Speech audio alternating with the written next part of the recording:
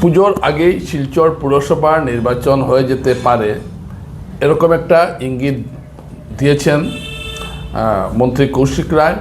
এবং যেটা আমারও যেটা ধারণা এবং যেটা হাইকোর্টের রায়ের পরও যেটা বলা হয়েছিল যে এবার পুনর্নির্বাচন করিয়ে নেবে পুজোর আগেই, কারণ এখন পরিস্থিতিটা পুরোপুরি পক্ষে আছে এবং এবার খুব একটা বৃষ্টির সম্ভাবনাও নেই। এবং তাছাড়া এখন নির্বাচন না করালে আর নির্বাচন করানোর মতো কোনো পরিস্থিতি থাকবে না। এই নির্বাচনটা কিভাবে নির্বাচনটা হতে যাচ্ছে, এই নির্বাচনে যে 42টি ওয়ার্ডে যে শিলচর পুর কর্পোরেশনের যে নির্বাচনটা হবে, এই নির্বাচনটা হলো প্রথম নির্বাচন। শিলচর কর্পোরেশন হওয়ার পর এটা হলো প্রথম নির্বাচন। এই নির্বাচনের মূল খেলাটা কিন্তু হয়ে যাবে বিজেপির টিকিটের খেলাটাই। কারণ বিজেপির টিকিট যারা পাচ্ছেন আপনারা ধরে নিতে পারেন এরা সবাই বিজয়ী হবেন। অনেকে হয়তো আমাকে বলবেন, কংগ্রেসের অনেকে, যে আপনি কিভাবে বললেন। দেখুন, এটা কিভাবে বললেন বোঝার কোনো দরকার নেই। এমন পরিস্থিতি দাঁড়িয়েছে, আমি তো সংখ্যালঘু এলাকায়ও দেখলাম যে অনেকেই বিজেপির দিকে ঝুঁকছেন। যারা জনসংযোগ আছে এমন সংখ্যালঘু যুবকদের আমি অনেকের সঙ্গে দেখলাম তারা বিজেপির টিকিটের আগ্রহী, এবং বিজেপিও সংখ্যালঘু এলাকায়ও কিন্তু ভালো ফল করবে।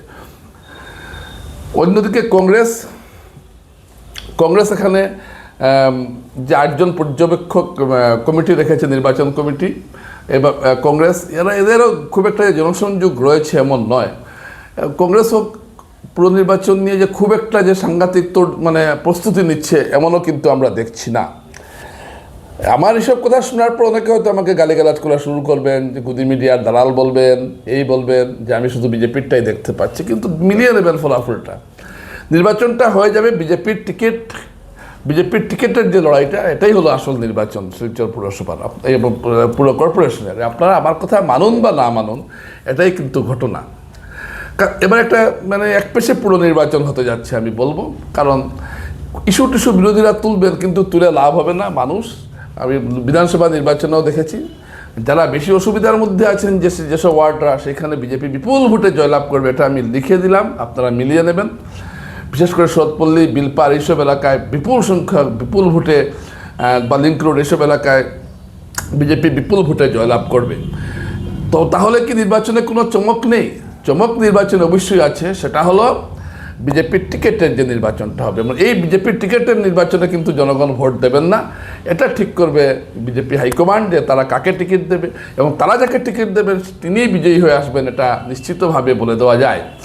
সংখ্যালঘু এলাকায় একটু কংগ্রেস প্রতিদ্বন্দ্বিতা করতে পারবে, কিন্তু আমি এক পেশে বলতে পারবো না। এখানেও কিন্তু বিজেপি ভালো রেজাল্ট করবে, আপনারা এটা দেখে নেবেন। তো সুতরাং এই পুনর্নির্বাচন যে আসছে, এটা একটা একপেশে নির্বাচন হতে যাচ্ছে, এবং বিজেপির টিকিট যে লড়াই, এটাই হলো পুরো নির্বাচন। নমস্কার।